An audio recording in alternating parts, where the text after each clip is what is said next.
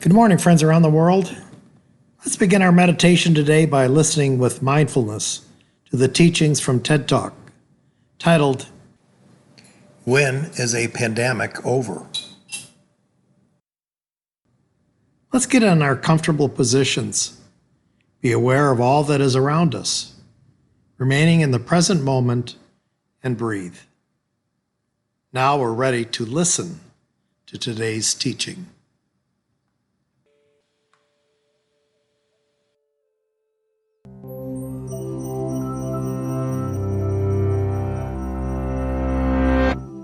Consider this unfortunately familiar scenario. Several months ago, a highly infectious, sometimes deadly, respiratory virus infected humans for the first time.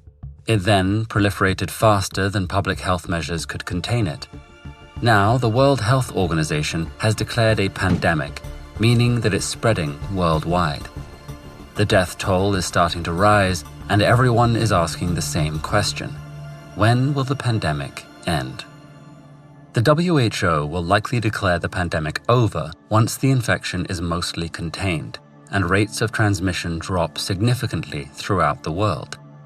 But exactly when that happens depends on what global governments choose to do next. They have three main options: race through it, delay and vaccinate, or coordinate and crush. One is widely considered best, and it may not be the one you think. In the first, governments and communities do nothing to halt the spread and instead allow people to be exposed as quickly as possible. Without time to study the virus, doctors know little about how to save their patients, and hospitals reach peak capacity almost immediately.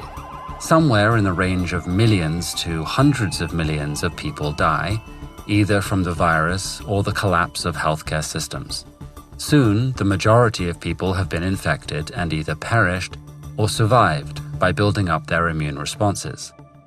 Around this point, herd immunity kicks in, where the virus can no longer find new hosts, so the pandemic fizzles out a short time after it began. But there's another way to create herd immunity without such a high cost of life. Let's reset the clock to the moment the WHO declared the pandemic.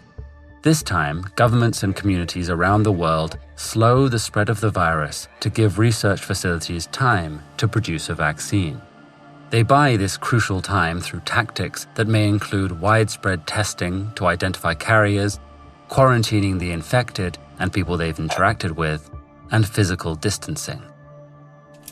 Even with these measures in place, the virus slowly spreads, causing up to hundreds of thousands of deaths. Some cities get the outbreak under control and go back to business as usual, only to have a resurgence and return to physical distancing when a new case passes through. Within the next several years, one or possibly several vaccines become widely and hopefully freely available thanks to a worldwide effort. Once 40 to 90% of the population has received it, the precise amount varying based on the virus, herd immunity kicks in, and the pandemic fizzles out. Let's rewind the clock one more time to consider the final strategy: coordinate and crush. The idea here is to simultaneously starve the virus everywhere through a combination of quarantine, social distancing, and restricting travel. The critical factor is to synchronize responses. In a typical pandemic, when one country is peaking, another may be getting its first cases. Instead of every leader responding to what's happening in their jurisdiction, here everyone must treat the world as the giant interconnected system it is. If coordinated properly, this could end a pandemic in just a few months, with low loss of life. But unless the virus is completely eradicated, which is highly unlikely, there will be risks of it escalating to pandemic levels once again. And factors like animals carrying and transmitting the virus might undermine our best efforts altogether. So which strategy is best for this deadly infectious respiratory virus?